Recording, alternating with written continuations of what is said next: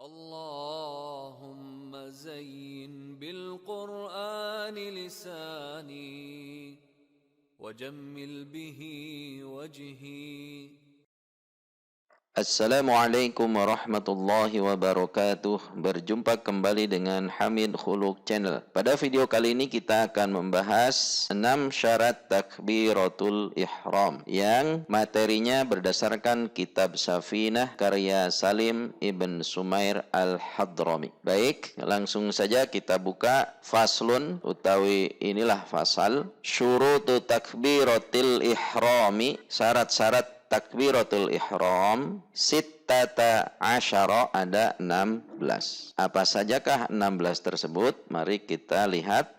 Yang pertama adalah antaqa'a halatal qiyami fil fardhi. Takbiratul ihram harus dibaca pada posisi berdiri pada sholat fardu. Kenapa di sini ada penegasan pada sholat fardu? Karena untuk sholat sunnah, meskipun kita ada kemampuan untuk berdiri, boleh saja kita sholatnya dengan duduk. Namun untuk sholat fardu, bagi yang mampu, maka menjadi rukun berdirinya. Jadi tidak boleh tidak berdiri bagi yang mampu untuk sholat fardu. Oleh karena itu, syarat sahnya takbiratul ihram adalah ketika posisi kitanya sedang berdiri. Selanjutnya yang kedua, wa antakuna bil arabiyyati, harus menggunakan bahasa Arab. Jadi takbiratul ihramnya harus menggunakan bahasa Arab. Yang ketiga dan yang keempat ini digabung dalam satu kalimat, wa antakuna bilafdzil jalalati wa bilafdzil akbaru. Takbiratul ihram itu terdiri dari kata jalalah yaitu Allah dan akbaru,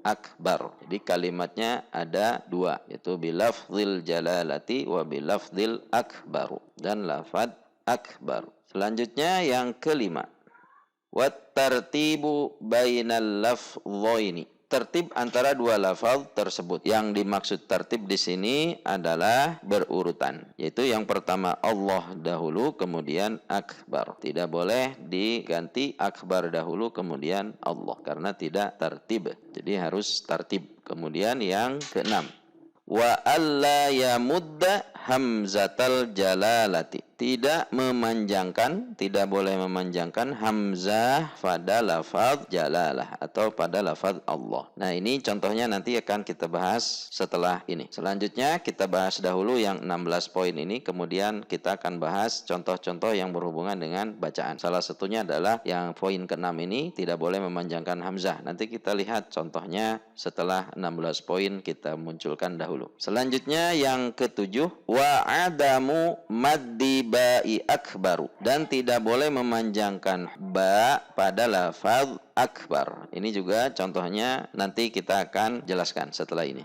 Selanjutnya yang ke-8, wa alla yushaddida al-ba'a, tidak mentasydidkan huruf ba pada lafaz akbar, karena huruf ba pada takbiratul ihram hanya ada pada lafaz akbar, sehingga yang dimaksud di sini wa alla yushaddida al-ba'a, maka ini adalah ba pada lafaz akbar. Baik, sudah 8, kita lanjutkan ke poin yang ke-9, wa alla yazida wawan sakinatan au mutaharrikat, tidak boleh menambahkan wawu, baik itu wawu mati maupun wawu berharokat, bainal kalimataini, di antara dua kalimat takbiratul ihram tersebut. Ini juga nanti kita bahas contohnya setelah ini. Poin ke-10, wa alla yazida, dan tidak menambahkan wawu qoblal jalalati, sebelum lafaz Allah. Ini juga nanti contohnya akan kita bahas setelah ini.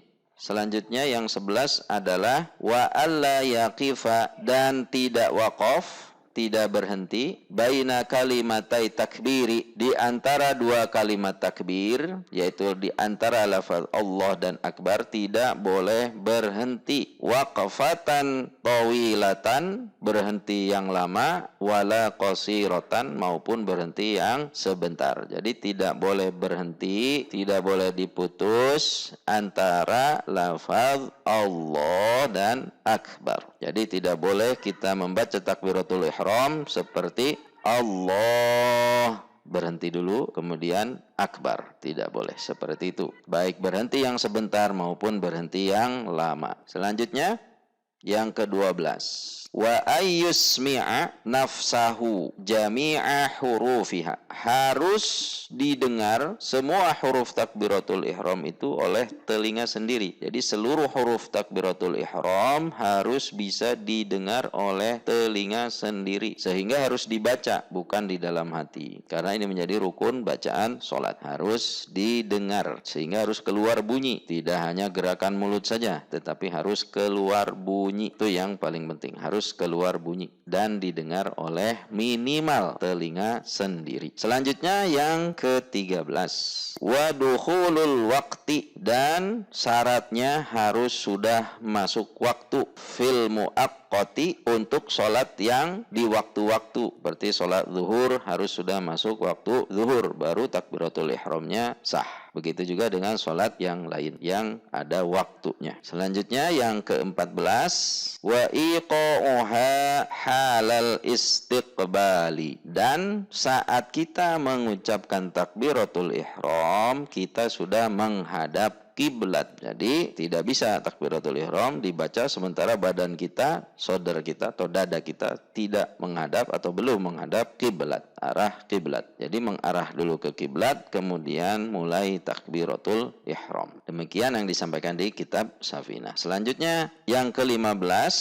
Wa alla yukhilla biharfin, dan tidak merusak atau mencederai atau mengubah biharfin dengan satu huruf min hurufiha, dari huruf-hurufnya takbiratul ihram. Jadi setiap huruf takbiratul ihram harus dibaca dengan benar sesuai sifat dan makhraj hurufnya. Tidak boleh mencederai, tidak boleh merusaknya. Ini akan kita bahas contohnya setelah ini. Jadi yang dari 16 syarat ini yang berhubungan dengan cara membacanya nanti kita akan contohkan. Dan yang terakhir yang ke-16 adalah wa ta'khiru takbiratil ma'mumi, dan mengakhirkan takbiratul ihramnya makmum an takbiratil imami, dari takbirnya imam. Jadi si makmum harus takbir setelah imam. Itulah 16 syarat dari takbiratul ihram, di mana takbiratul ihram ini merupakan salah satu rukun sholat yang berupa bacaan.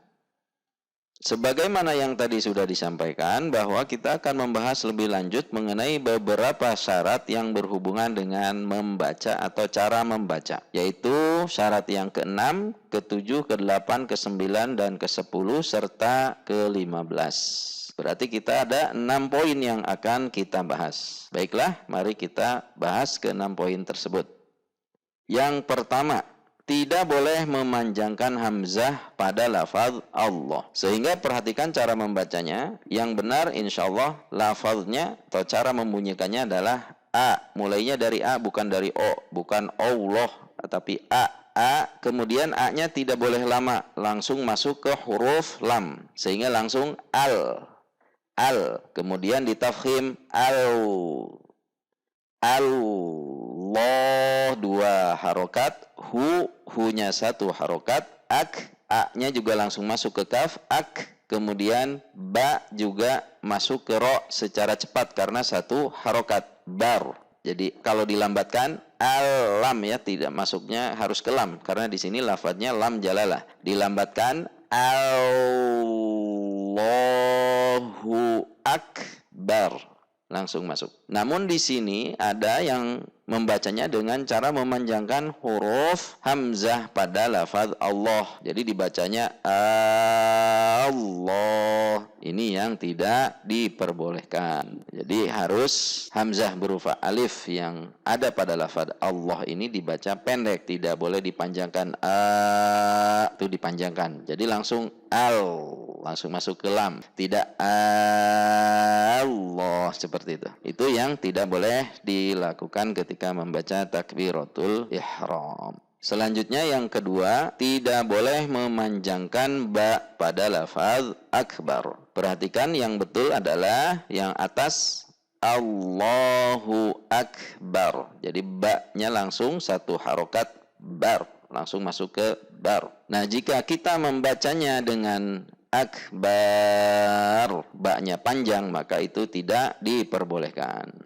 Tidak memenuhi syarat takbiratul ihram. Allahu akbar, itu tidak diperbolehkan. Jadi kita bisa lihat perbedaannya yang atas dan yang bawah. Yang atas itu 1 harokat bar, yang bawah itu 2 harokat bar. 2, 4 atau 6 kalau melihat kaidah tajwidnya, karena ini termasuk mad arid lis sukun. Jadi tidak boleh memanjangkan ba pada lafaz akbar. Selanjutnya yang ketiga, tidak boleh mentasydidkan ba pada lafaz akbar. Kita akan lihat bacaan yang seharusnya adalah Allahu kaf sukun, tertahan syiddah, kemudian keluar udara, akbar. Perhatikan, jika kita menambahkan tasydid pada huruf ba, maka berbunyi adalah seperti ini. Tasydid itu pada dasarnya ada 2 huruf. Yang pertama huruf ba mati, yang kedua huruf ba hidup. Dikumpulkan menjadi tasydid. Sehingga jika kita membaca seperti ini, akbar. Kalau dilambatkan, akab. Jadi masuk ke ab dulu, sehingga seolah-olah itu ada sukun atau tasydid pada huruf ba. Akbar. Nah, ini tidak boleh. Akbar. Jadi ada ada abnya dulu. Seharusnya akbar, tidak ada abbar. Itu yang harus diperhatikan. Selanjutnya, poin yang keempat, tidak boleh menambahkan wawu mati atau hidup, wawu berharokat atau sukun di antara 2 lafaz Allah dan akbar. Contohnya adalah seharusnya Allahu, hu-nya tidak ditahan. Karena kalau ditahan atau diayun, maka itu hu-nya menjadi seolah-olah ada wawu sukun di depannya. Contoh misalnya Allahu akbar. Allahu akbar, hu-nya ditahan, berarti itu sudah melanggar kaidah yang keempat, tidak boleh menambahkan wawu mati. Allahu, hati-hati, jangan nahan di hu-nya, karena hu-nya harus 1 harokat. Allahu 1 harokat, langsung akbar. Atau menambahkan wawu hidup atau wawu berharokat, Allahu wakbar, pakai wawu, jadi wakbar. Allahu akbar pakai wawu. Nah, ini juga tidak diperbolehkan. Selanjutnya yang kelima, tidak boleh menambahkan wa pada lafaz Allah di awal. Nah, ini wallahu akbar, harusnya Allah pakai hamzah wasol atau hamzah berupa alif. Di sini tertulisnya Allah tetapi pakai wallah. Ini tidak diperkenankan. Syarat nomor 1, 2, 3, 4, 5 mungkin kita bisa menghindarinya dengan jauh lebih mudah. Yang jauh lebih sulit adalah biasanya syarat yang ke-6. Tidak boleh merusak atau mengubah salah satu huruf dari huruf takbiratul ihram. Kenapa ini yang harus jadi perhatian? Karena untuk memaksimalkan cara membaca takbiratul ihram berarti kita harus mengetahui makhraj dan sifat huruf. Allahu akbar. Contoh kesalahan yang sering adalah biasanya seperti ini. Jadi saat kita membaca lafaz jalalah Allah itu ujung lidah tidak menempel pada titik lam. Apa yang terjadi jika ujung lidah tidak menempel pada titik lam? Maka yang keluar adalah bunyi huruf wawu sukun, sehingga au. Nah, ini yang berarti sudah mengubah huruf. Lihat saja tulisannya, yang atas dan yang bawah berubah. Kalau yang di atas lafaz jalalah, kalau yang di bawah menjadi lafaznya au lahu. Karena memang harus di titik lam. Kalau tidak maka seperti wawu akan berubah jadi wawu. Jadi Allah, jadi au. Au-nya bukan au, bukan di titik lam yang ditafkhim atau ditebalkan, tetapi di wawu. Nah, ini kesalahan mungkin yang kemungkinan sering terjadi karena ketidaktahuan atau ketidaksengajaan. Jadi dibacanya Allah. Hati-hati. Lalu bagaimana kuncinya? Kuncinya adalah saat kita mengucapkan a masuk ke lam jalalah, pastikan ujung lidah menempel pada titik lam, yaitu al. Tempelkan di titik lam, maka itu sudah menunjukkan kita membaca lam tasydid. Allah. Sudah membaca lam tasydid pada huruf jalalah. Tetapi kalau tidak tidak menempel pada lam, maka biasanya untuk menyamakan atau menyamarkan bunyinya supaya sama, dia akan menjadi wawu. Allah, tidak Allah. Allah, tetapi Allah. Nah, ini yang perlu kita perhatikan. Selanjutnya adalah mengganti huruf kaf dengan huruf qaf. Kaf dan qaf itu memiliki makhraj yang berdekatan. Huruf qaf lebih ke dalam, huruf kaf lebih keluar, dan qaf memiliki sifat isti'la, sehingga dia harusnya tebal. Sementara kaf adalah harusnya tipis. Sehingga kalau dibaca Allahu akbar, maka itu sudah berubah kafnya menjadi qaf, karena dengan tidak sengaja kita sudah terlalu menekan ke belakang sehingga menggeser titik kaf kepada qaf.